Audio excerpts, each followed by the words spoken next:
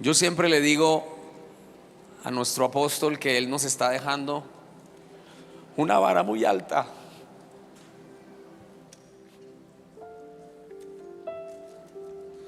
Nos están dejando una vara muy alta. Porque hay gente que deja legado y tú lo estás dejando. Pero hay gente que deja una vara muy alta. Y yo digo siempre de broma que el Señor me ayude por lo menos a ser la mitad de lo que tú eres. Gracias por modelarnos a Jesús.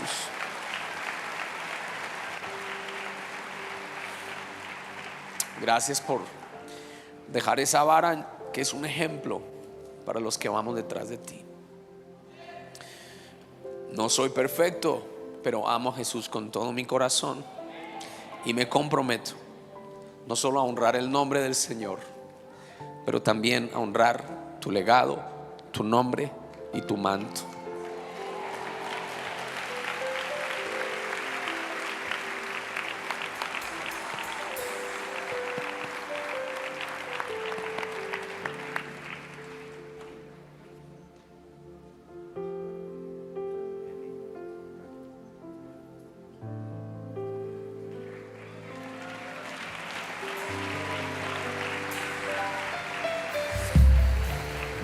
Muy bien.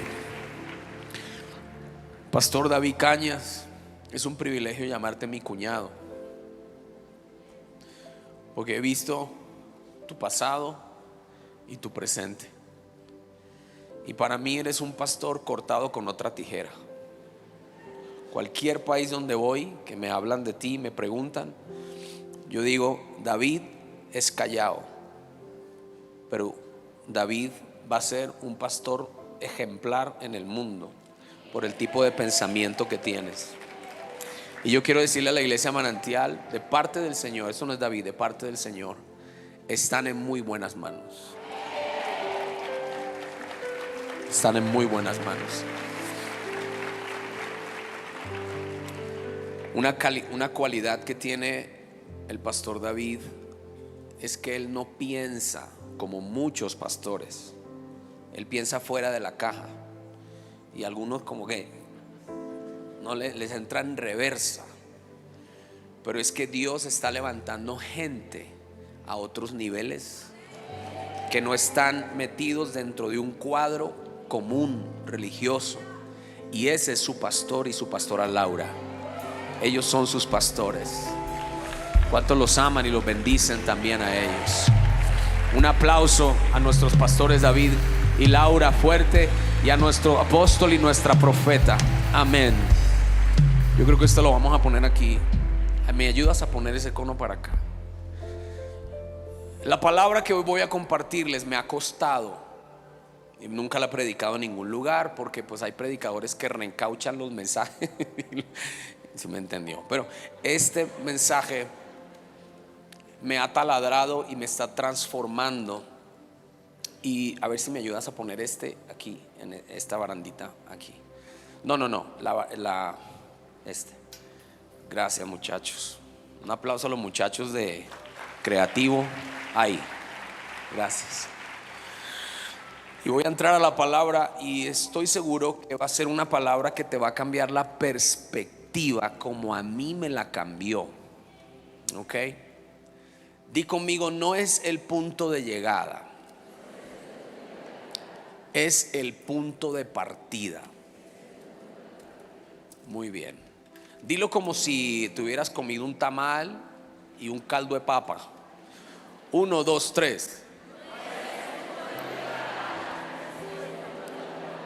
Muy bien.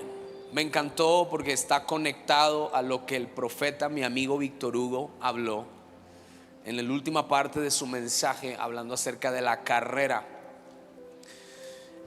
Y me encantó lo que él mencionó, que no se trata de llegar primero, sino de llegar. Porque el que tenía que llegar primero ya llegó.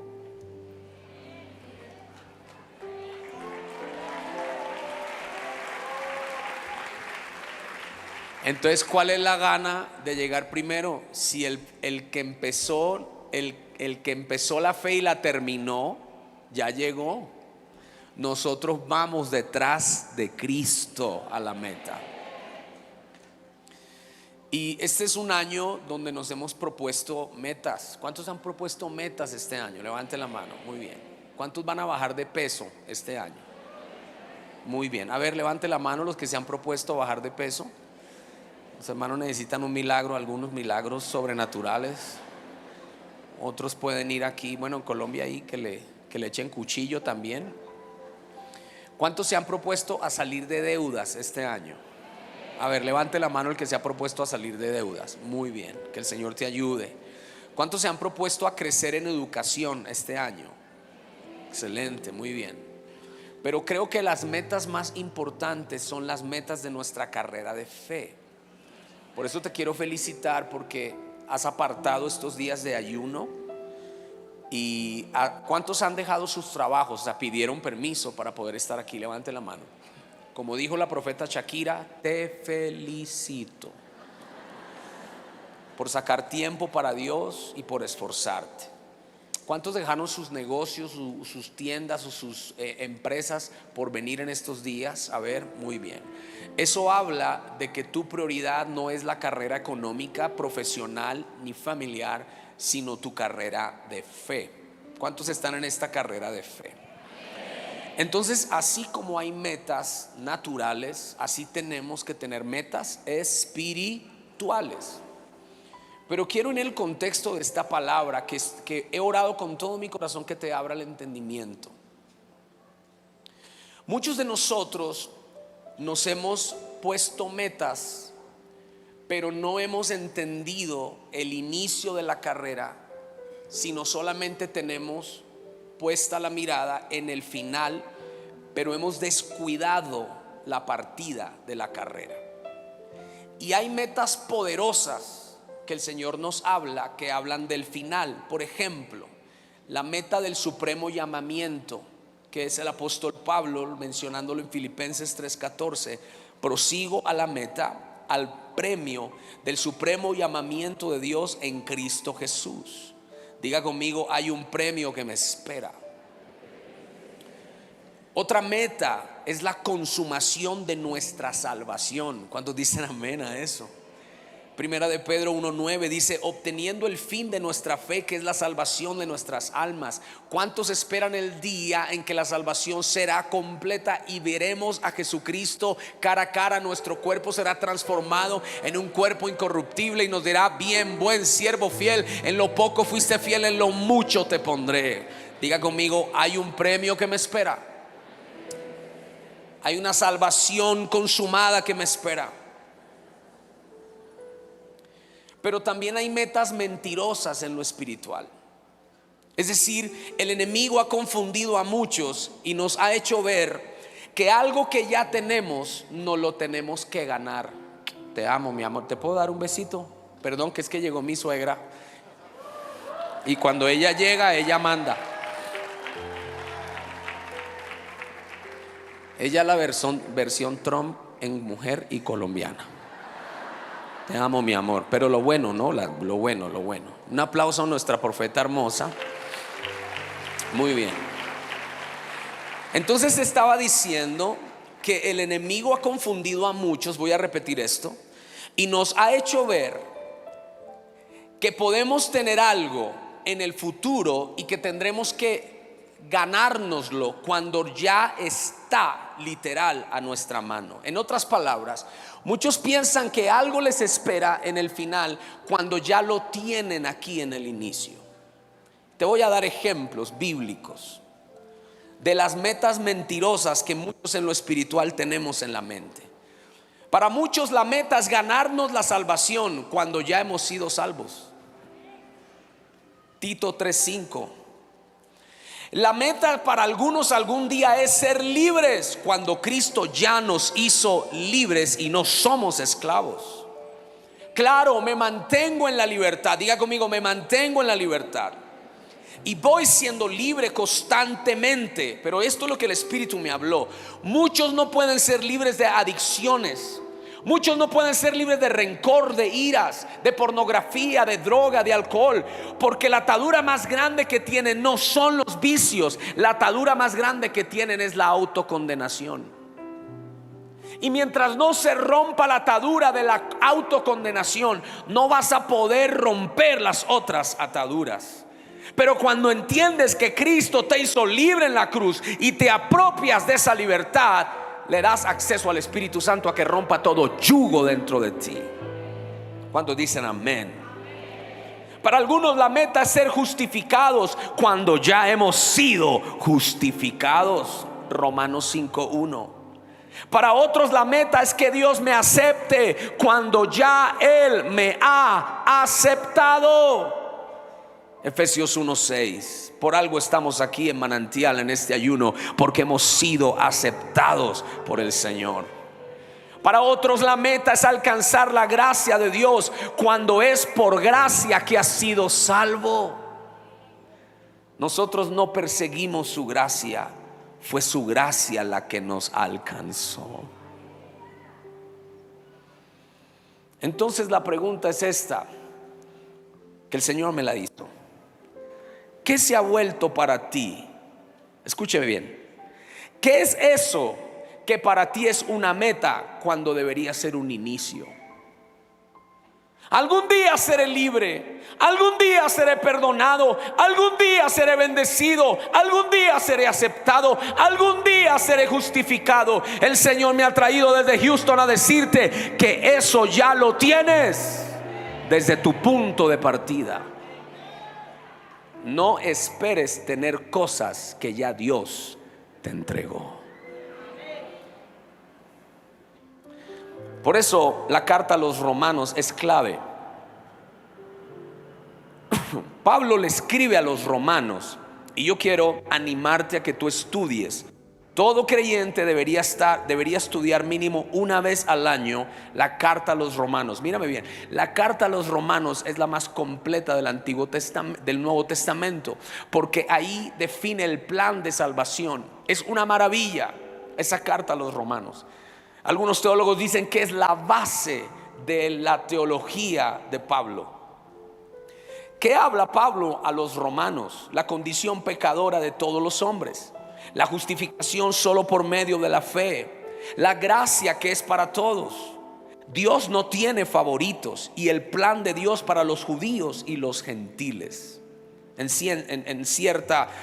A punto concreto, eso es lo que Pablo menciona en Romanos. ¿Cuántos se acuerdan de Martín Lutero? No diga que se acuerda porque usted ni lo conoció. Pero Martín Lutero fue transformado por un versículo de Romanos. Romanos 1:17 fue lo que le abrió los ojos a este hombre, y de ser un sacerdote católico entendió que lo que estaba haciendo no estaba correcto, y el Espíritu de Dios lo transformó, y gracias a Romanos 1:17 se dio la reforma. Y dice: porque en el Evangelio la justicia de Dios se revela por fe y para fe, como está escrito: mas el justo por la fe vivirá. Y eso a mí me impresiona, porque si solo un versículo pudo transformar el corazón de un hombre, ¿qué no puede hacer toda la palabra de Dios? Así que la carta que él envió a los cristianos en Roma eran judíos y eran gentiles que vivían en Roma. Ellos vivieron desafíos muy fuertes, porque Roma era el centro del poder político, social, económico, artístico del mundo. El César, que era el hombre más poderoso de la tierra, estaba en Roma. Los creyentes vieron la depravación sexual más grande que cualquier generación haya visto en su máxima expresión, porque los romanos eran muy promiscuos. Ellos tenían que lidiar también con las influencias judías que estaban impermeando el cristianismo y volviéndolos a las tradiciones judaicas. Y algo interesante es que Pablo unos 10 años antes le escribe a los hermanos en Galacia y les dice lo siguiente: ustedes corrían bien la carrera, hablando de correr, empezaron corriendo bien, pero terminaron corriendo mal. ¿Quién les impidió seguir la verdad? Seguro que no fue Dios, porque Él los llamó a ser libres. Entonces a Pablo, cuando ve que Roma está en un mismo riesgo de lo que ya pasó en Galacia, él les manda esta carta haciéndoles ver a ellos que no es por obra sino por fe, que no es por mérito sino por gracia. ¿Están conmigo? Y aunque muchos de nosotros prácticamente nadie, aunque usted se ponga la cosa esa en la cabeza con esa cara boyacense, no me venga a decir que es judío. Aunque muchos ya no somos judíos ni estamos bajo la ley de Moisés, pero el espíritu de la tradición a muchos los ha arropado y no les ha dejado vivir un cristianismo en libertad. Y hay 3 cosas que yo quiero resaltar hoy, que toda persona desea tener y anhela tener. Son 3 promesas. Alguien diga conmigo: en el hoy. Diga hoy. En el hoy. Y haga así: y para mí. Quiero que levante su mano derecha y di: salvación. Más fuerte: salvación, libertad e identidad. Ahí están las pantallas. 1, 2, 3. Otra vez. Las mujeres, díganlo. Los varones, 1, 2, 3. Muy bien, entonces mírame acá. El enemigo es especialista a que por cada promesa de Dios nos va a poner obstáculos para que esa promesa no se cumpla. Quiero que repitas esto conmigo. Cada promesa tendrá un obstáculo. Otra vez. No escucho, más fuerte. Entonces vamos a la primera promesa, que es la salvación. Diga conmigo: la salvación. El obstáculo de esa promesa que está escrito en Romanos eran las obras. Entonces levanta la mano derecha y di conmigo: promesa, salvación, obstáculo, obras. Otra vez: promesa, salvación, obstáculo, obras. La segunda promesa que les dije: libertad. Entonces levanta la mano derecha y di: libertad. ¿Y cuál es el obstáculo? Sacrificios. Ahí están sus pantallas, vamos a repasarlo. La primera promesa, ¿cuál es el obstáculo? La segunda promesa, ¿cuál es el obstáculo? ¿Cuál es la tercera promesa? ¿Cuál es el obstáculo? Costumbres. Entonces vamos a ver lo que la escritura dice. Los que están despiertos y quieren escuchar palabra, deben un aplauso al Señor en esta mañana. Muy bien, hablemos de la salvación. Romanos 4:4. Ahora bien, este versículo me rompió la cabeza. Al que trabaja, el salario no se le cuenta como que, sino como deuda. Pero al que no trabaja, pero cree ¿en quién?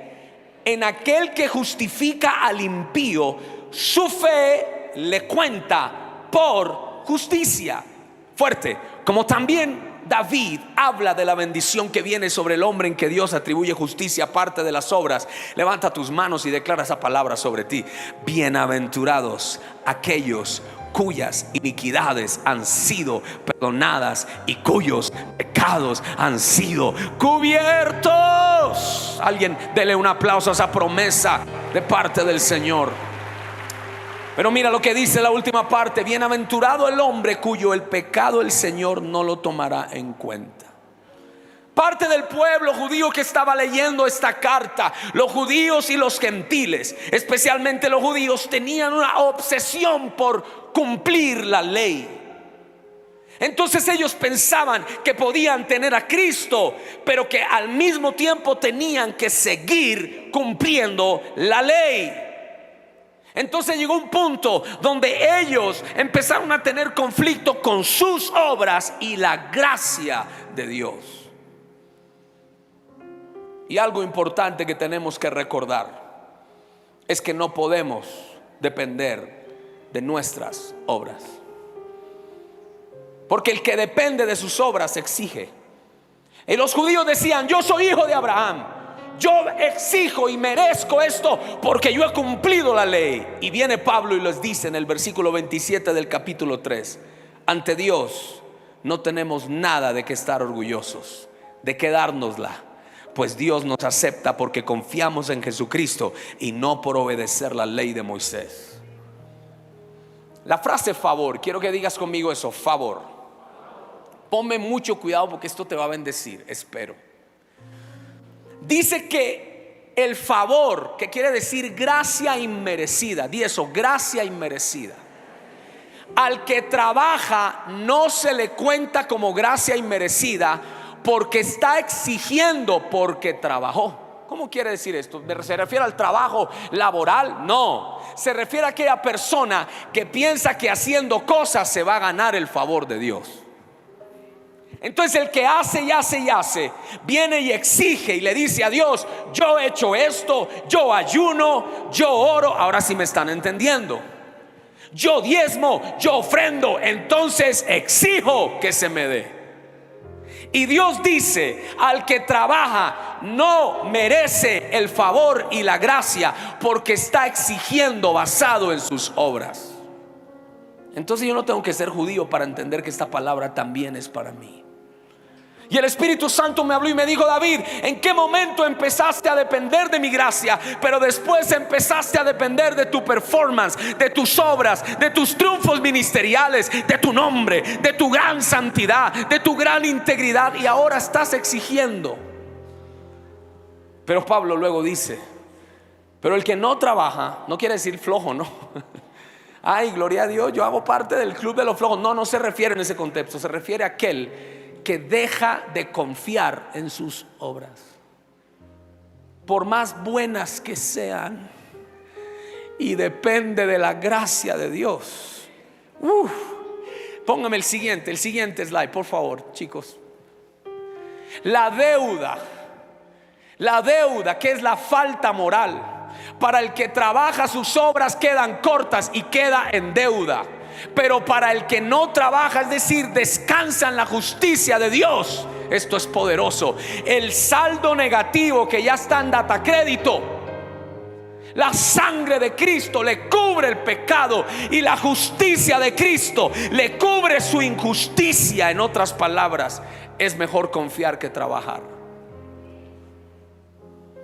Yo sé que a lo mejor algunos de ustedes están como tratándolo de procesar, pero ya va, espere tantito, que ahí vamos. Ya le va a caer el 20. A mí llamó la atención la frase: les es contada. Es un inventario para llegar a un saldo pagado. Wow, poderoso. Cuando estamos delante del Señor y venimos mostrándole nuestra perfección, nuestra excelencia, nuestras obras, quedamos cortos. Pero cuando venimos delante del Señor, dependiendo de su gracia y creyendo en su justicia, el saldo que teníamos en negativo, el Señor lo paga y dice: por cuanto confiaste en mi justicia y no en la tuya, tu deuda está pagada. Mírame acá. ¿Cuál deuda? Dígame, ¿cuál deuda? La condenación.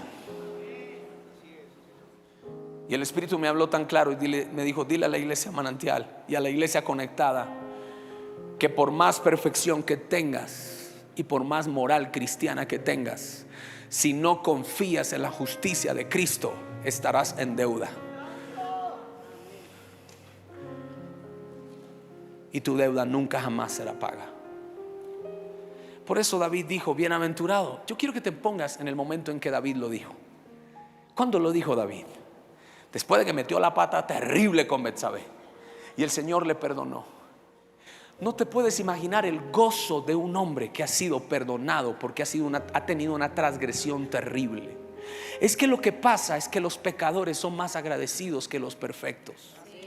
Porque el perfecto exige, pero el pecador se humilla.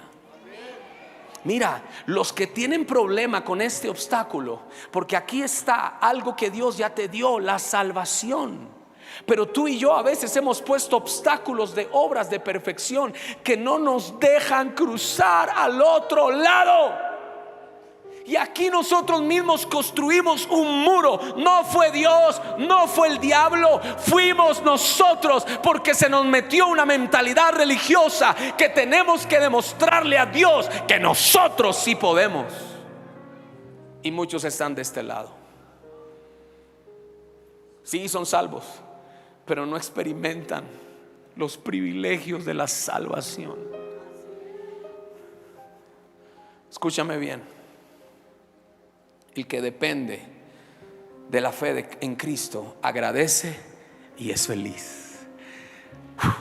Bienaventurado aquel que su pecado se le perdonó. Escucha lo que te voy a decir. La falta de felicidad y de deleite es porque no descansamos en la justicia de Dios, sino en la nuestra. Mírame en los ojos, mírame en los ojos. Mucha de la razón por la cual tú no tienes un cristianismo exitoso en la vida es porque estás basándote en tus propios sacrificios y obras. Y eso genera un peso sobre ti. Ay, no ayuné lo que tenía que orar suficiente, no oré lo que tenía que orar suficiente, no diezmé lo que tenía. Y estoy ahí con esa carga, con ese peso. Pero en el momento en que nosotros confiamos en la justicia de Dios, las obras que hagamos van a ser poderosas. De nada nos sirve hacer obras desde la culpabilidad y desde el orgullo. Y creo que lo primero que el Señor quería tratar con el corazón de los romanos era con el orgullo. Alguien dice: David, yo sé que soy salvo por gracia, pero mire lo que el Espíritu Santo me habló. Muchos somos salvos por gracia, pero pensamos que llegamos al cielo por obras. Tú sabes, te sabes los versículos. Somos salvos por gracia, no por obras. Pero tú sabes en tu mente que son tus obras las que cuentan para llegar al cielo. Por eso cuando murió Jason, ¿cómo se llamaba? ¿Cómo? Jiménez. Yo no lo conocí personalmente, pero muchos lo mandaron al infierno derechito. Y yo puse un post y yo dije: ¿y acaso tú eres el celador del infierno para quien determinas quién entra y quién no entra? Usted no entra porque usted era un borracho. ¿Y acaso es que tú determinas quién va al cielo? ¿Acaso es que tú tienes un plan privado VIP para el cielo, donde el Señor te llama al celular y te dice: oye, va ¿lo entramos o no lo entramos? No. Jesucristo dijo: no se sorprendan cuando vean ladrones y prostitutas yendo antes que ustedes. Porque muchos de los que vieron al ladrón clavado en la cruz con Jesús, a lo mejor no escuchaban las palabras que Jesús le estaba diciendo al ladrón, pero seguramente esos evangeloides decían: este infeliz se va para el infierno, y no sabían que en el último minuto de su vida, por gracia. Es más, te voy a dar algo que a lo mejor, te voy a decir algo que a lo mejor va a bofetear tu religión.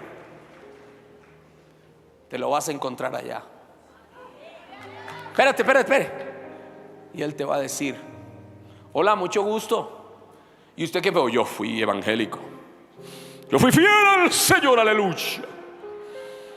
Ayuné, oré, me leí la Biblia de Génesis a Apocalipsis 25 veces. ¿Y tú? Pues yo fui ladrón toda mi vida, pero me tocó estar en la cruz al lado del Mesías, y él solo me dijo: te aseguro que hoy estarás conmigo en el paraíso. Mírame, por el Espíritu lo digo. El Espíritu Santo me está poniendo una palabra para un padre que tiene un hijo rebelde.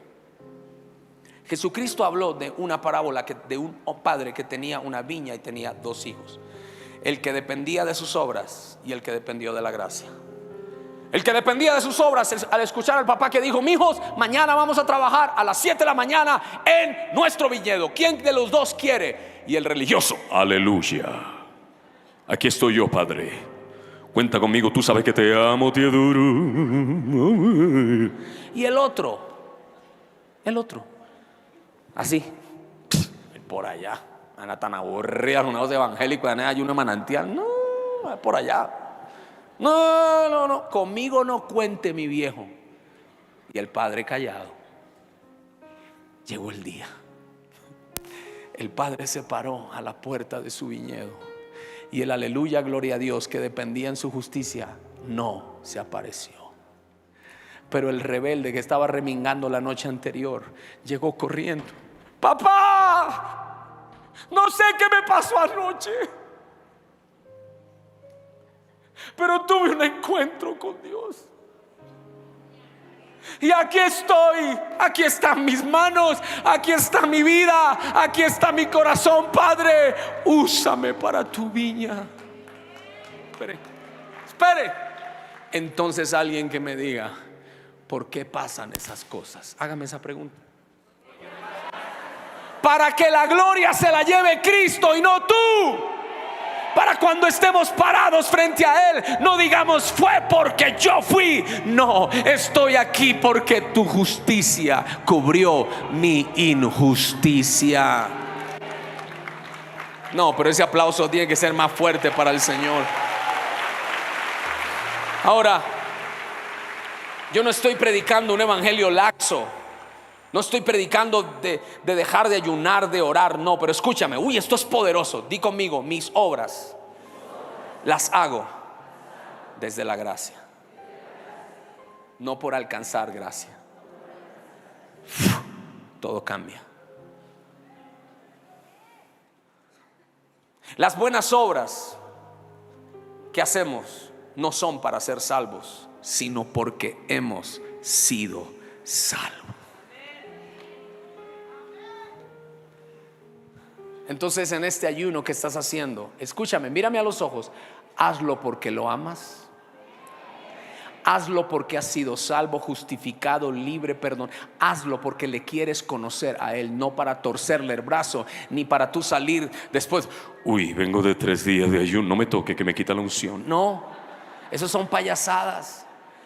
Y yo he escuchado que a veces se les ha predicado, entre más ayunes, más santo. Y entonces se nos mete una cosa que entre más le amo, que más oramos, que más. Entonces somos más que los demás. Por eso, perdónenme, el Espíritu Santo me trajo para poner y decirte, no es que dejes de hacer buenas obras, es que las tienes que hacer por amor, por gratitud, porque por gracia has sido salvo. Alguien puede darle un aplauso al Señor en esta mañana. Escucha. Las buenas obras sin un nuevo nacimiento solo son un mero esfuerzo que no dará resultado. Acuérdense, el que trabaja sigue endeudado, pero el que no trabaja y cree, su fe les contada por justicia. Y a ustedes les va a sonar raro esto que les voy a decir, pero el Espíritu Santo me dijo: David, ora por arrepentimiento y por un nuevo nacimiento. Y dije: pero Señor, todos son evangélicos. Eso es lo que usted no sabe. Porque hay pastores que no han nacido de nuevo. Porque hay cantantes que no han nacido de nuevo. Porque hay servidores que no han nacido de nuevo. Porque hay líderes que no han nacido de nuevo. Hay muchos haciendo milagros que no han nacido de nuevo. Entonces, no queda por fuera, sino que cabe perfectamente el orar por arrepentimiento y por un nuevo nacimiento. ¿Cuántos quieren hacer esta oración conmigo? Póngase de pie. Ponga una mano en su corazón. Haga de cuenta que usted es un nuevo, que acaba de escuchar la palabra. No, pero yo llevo 40 años en el evangelio. Haga de cuenta que es un nuevo, es un niño. Eres como ese Nicodemo que necesitas nacer de nuevo. Y alguien dice: no, David, yo ya nací de nuevo. Pues hágalo otra vez, no importa. Mejor que eso sobre y no que falte. Una mano en su corazón y diga: Padre, perdóname por confiar en mis obras y en mi justicia, e inconscientemente invalidando tu justicia. Hoy me has hecho ver que mis obras, por más buenas que sean, son obras muertas comparadas con tu justicia. Di fuerte: perdóname. Hoy quiero nacer de nuevo. Espíritu Santo, entra a mi corazón. Cristo Jesús, dígalo fuerte, transfórmame a una nueva vida. Y en el nombre de Jesús derribo el obstáculo del orgullo basado en mis obras. En el nombre de Jesús. Y levanta tus dos manos y di conmigo: y las buenas obras que haga, di fuerte, las buenas obras que haga serán desde la gracia, desde la fe, desde la libertad y desde la salvación. En el nombre de Jesús. Amén y amén. Siéntese, por favor. Tranquilo, que todavía falta. Se emocionaron, pero está bien que estén pilas ahí. Diga conmigo: no es el punto de llegada, es el punto de partida. Entonces, este primer obstáculo, ¿cómo se llamó? Diga conmigo: confianza en mis obras. La segunda cosa es la libertad, que todo el mundo quiere. Pero ¿cuál es el obstáculo de la libertad? Di conmigo: mi sacrificio. Es decir, en Romanos 2:17 dice: aunque ustedes dicen con orgullo que son judíos, se sienten muy seguros porque tienen la ley de Moisés y están orgullosos de su Dios. Creen saber lo que Dios quiere, y cuando estudian la Biblia, sacrificándose a estudiar la Biblia, a aprender a conocer qué es lo mejor, se sienten muy seguros al decirle a los pecadores lo que deben hacer para ser salvos. Y esto a mí me quebrantó. Porque los judíos estaban acostumbrados a ponerle unas reglas a la gente y decirle: haz esto, haz esto, haz esto, sacrifícate aquí, sacrifícate allá, para entonces ser salvo y ganarse la aprobación de Dios. Pero mire lo que Pablo les dice.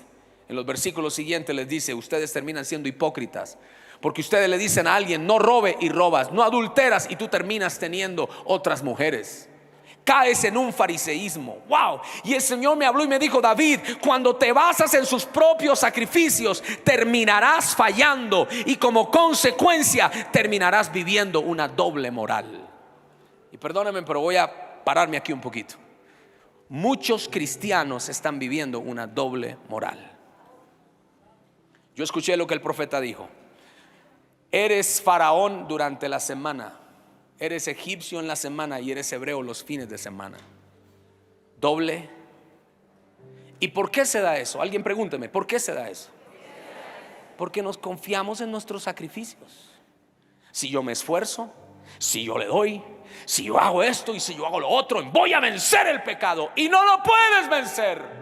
Y mientras oraba con lágrimas en los ojos, el Señor me mostraba miles de creyentes que llevan años esclavizados por el pecado. Y no es que no ames a Dios, sino que inconscientemente estás dependiendo de tus sacrificios, pero no del sacrificio de Cristo. Yo sé que hay pocos amenes y pocos gritos de júbilo, pero lo que me interesa no es que grites de júbilo, sino que la palabra te llegue a la mente y puedas entender que esta es una palabra reveladora, que Dios no quiere que vivas un cristianismo desde tus propios sacrificios, sino desde el sacrificio que Él hizo en la cruz para que tú seas libre. Luego dice Pablo: por esta doble moral es que los incrédulos tienen en poco a Dios. Wow. Y el Señor me hizo una pregunta: David, ¿eres de los que hacen que otros hablen mal de mí? Los que dependen de sus sacrificios. Di conmigo esto: el que depende de sus sacrificios, el pecado se vuelve más poderoso que ellos. Porque la ley lo que hizo fue descubrir la maldad que había en el hombre, pero no tenía el poder para limpiar la maldad del hombre. Y lo que muchos de nosotros hacemos es solo detectamos el pecado. Ahí está el pecado. Ay, Dios mío, este pecado. Yo sé que del otro lado está la tierra prometida. Señor, yo sé que del otro lado, pero no puedo, Señor. No puedo dejar las drogas. Señor, no puedo dejar el vicio. Señor, yo me meto en ayuno y ayuno y ayuno, y lo creo y el ayuno, Señor, yo leo la Biblia, yo oro. ¿Alguien me está escuchando? Yo asisto a la iglesia y algunos, míreme físicamente lo que estoy haciendo, algunos están rendidos frente al pecado. Y el Espíritu Santo me ha traído desde Houston a decirte: hijo mío, El pecado es menos débil de lo que tú piensas. El problema es que tú has dependido de tus propios esfuerzos. Pero cuando tú abrazas el sacrificio mío de mi Hijo en la cruz del Calvario, no habrá pecado que pueda detenerte. No habrá pecado que pueda detenerte. Tú vencerás el pecado, no por tus sacrificios, sino por el poder de la sangre de Jesús, por el Espíritu de Dios. Y entonces pisarás la cabeza del diablo, pisarás la cabeza de ese hábito que te ha venido destruyendo por 10, 15, 20 años. Alguien tiene que entender esto. Es por gracia. Y yo en mi vida me he dado cuenta que la gracia tiene más poder que la condenación. Porque la condenación te dice: dale, pero vas a volver. Pero la gracia te dice: eres libre.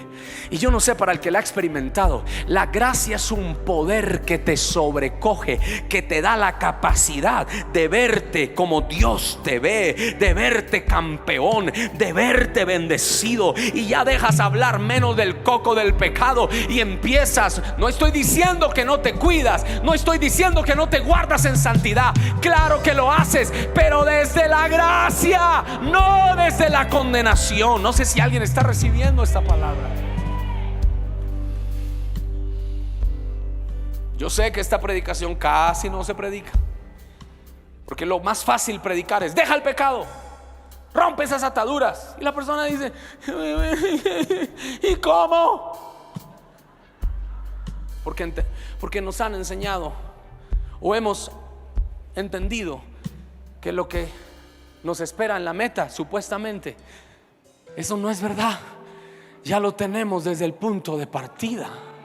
No sé si hay alguien que me está entendiendo. He venido desde Houston a decirte: la libertad que tanto deseas para tu familia no es la que te espera, es la que ya tienes, la que te puedes apropiar. La libertad que rompe los vicios, la libertad que rompe los yugos, la libertad que quiebra toda obra de pecado. Alguien diga conmigo: ya la tengo.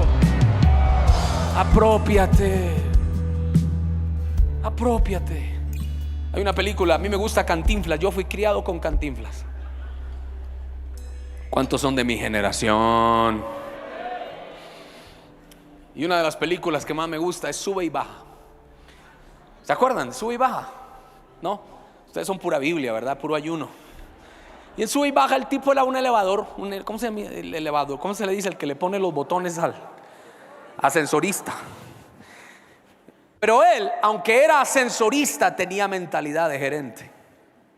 O sea, él no esperaba ser gerente para pensar como gerente. Él, desde su cuartico chiquito, el elevador, trataba a la gente como si fuera gerente. Él no se vestía como un elevadorista, él se vestía como gerente. Él hablaba como gerente. Él pensaba como alguien que era importante. Y cuando la gente entraba a ese elevador decía: no, yo espero a que llegue el elevador de Cantinflas, porque ahí yo me quiero subir. Y en la película muestran cómo su actitud lo llevó a ser el gerente, porque tu actitud determinará tu altitud.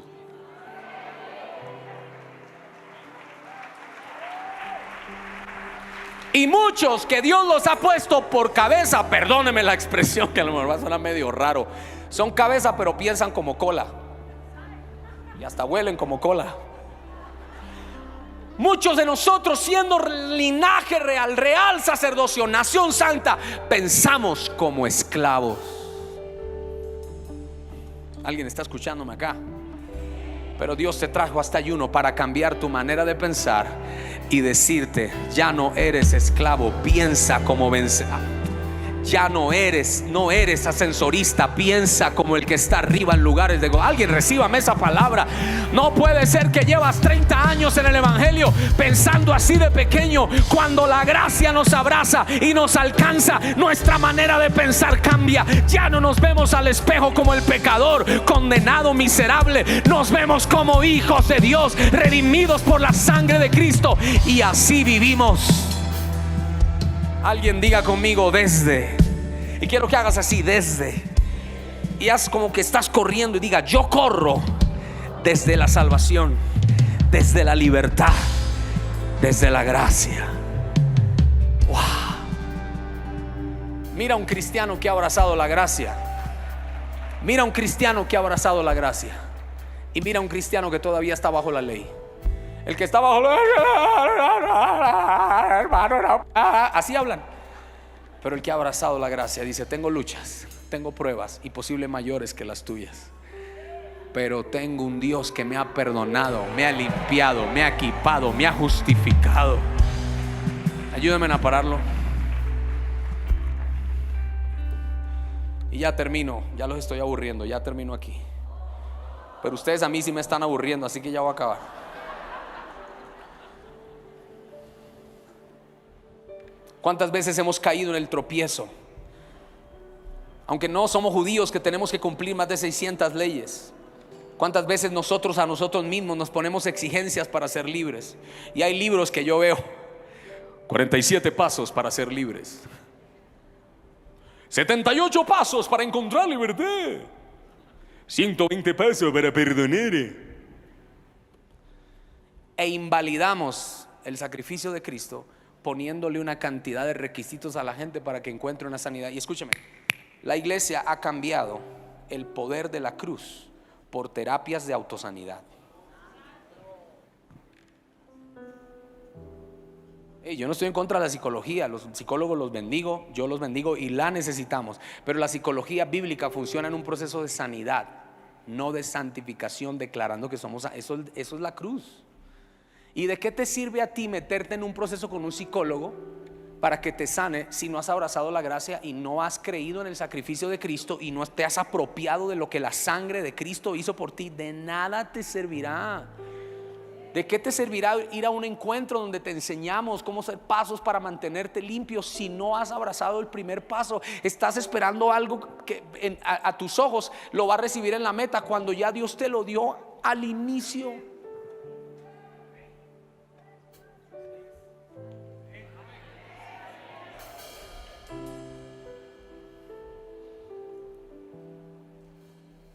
Yo les digo algo. Yo soy testigo del poder que tiene una oración que activa la sangre, la gracia, la justicia, la libertad de Jesucristo. Eso es más poderoso que 1000 terapias de ayuda.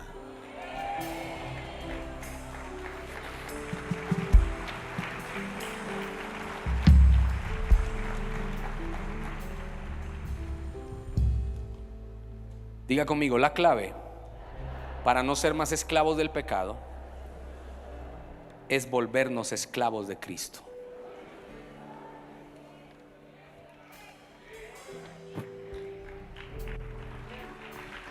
Mira lo que dice Pablo, Romanos 6:14. Porque el pecado no tendrá dominio sobre ustedes. Alguien diga amén. Wow, saliendo de este ayuno el pecado ya no tendrá más. Haga así conmigo: ya no más, ya no más. Pero dígalo así, con fuerza, con fundia, con fe. 1, 2, 3, ya no más. Porque no están bajo la ley, sino bajo la gracia. Pero aquí hace un balance y dice: entonces ¿qué? Vamos a pecar. Voy a reír, voy a bailar, vivir mi vida. Venga, mamita, bailamos aquí, vamos a tomar, vamos a rumbear, porque la gracia no. Entonces pecaremos porque no estamos bajo la ley, sino bajo la gracia. De ninguna manera. Y aquí viene la clave. Digan conmigo: este es el secreto. ¿No saben ustedes que cuando se presentan como esclavos a alguien para obedecerles, son esclavos de aquel a quien obedecen, ya sea del pecado para la muerte o de obediencia para la justicia? Pero gracias a Dios que aunque ustedes eran esclavos del pecado, se hicieron obedientes de corazón a aquella forma de doctrina a la que fueron entregados. Habiendo sido libertados del pecado, entonces se han hecho siervos o esclavos de la justicia. Mírame acá, duolos esclavo. Antes éramos esclavos del pecado porque nos tenían así. ¿Cuántos se acuerdan? Pero ahora eres esclavo por amor. Diga conmigo: sigo siendo esclavo, solo que cambié de Señor.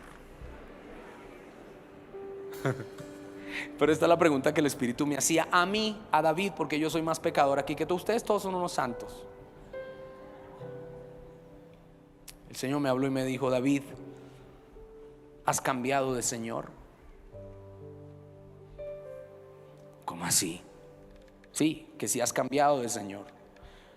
Porque para muchos Jesucristo es pastor, proveedor, amigo, sanador, pero no es Señor. Y lo terrible es que declaramos que Él es nuestro sanador, proveedor, pero no vivimos esclavos de Él como nuestro Señor. Y si lees el Salmo 23, David no escribió el Señor, Dios es mi pastor, el protector es mi pastor, dijo el Señor. Escúcheme, desde la soberanía y el señorío de Cristo, haga así conmigo, desde su señorío, y baje la mano así como si estuviera fluyendo sanidad. Fluye la sanidad, fluye la provisión, fluye la protección. El Señor es mi pastor, nada me faltará. El Señor es mi pastor, en lugares delicados me hará descansar. Diga: el Señor es mi pastor, junto a aguas me pastoreará. Porque el Señor es mi pastor, diga esa frase: porque el Señor es mi pastor, nada me faltará. Porque el Señor es mi pastor, en lugares de delicados pastos me hará descansar. Porque el Señor es mi pastor, junto a aguas de reposo me pastoreará. Porque el Señor es mi pastor, confortará mi alma. Oh, porque el Señor es mi pastor, me guiará por sendas de justicia, por amor a su nombre. Porque el Señor es mi pastor, aunque ande en valle de sombra de muerte, no temeré mal alguno, porque Él es mi pastor. Alguien diga: el Señor es mi Señor. Te lo digo de esta manera: Él no puede ser tu pastor si primero no es tu Señor. Él no pastorea cabras. Mis ovejas oyen mi voz y me siguen. Iglesia Manantial y los que están conectados, amigos, la clave para no ser más esclavos del pecado es volvernos esclavos de Cristo.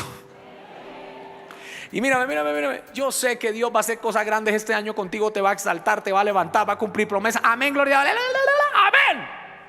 Pero todo eso de nada sirve si no eres esclavo de Él. Las bendiciones te van a hacer daño si no eres esclavo de Cristo. Las promociones te van a hacer daño si no eres esclavo de Cristo. Los nombres te van a hacer daño si no eres esclavo de Cristo. Y quiero reafirmar lo que dijo Pablo: sométanse a Dios, resistan al diablo y Él huirá de ustedes.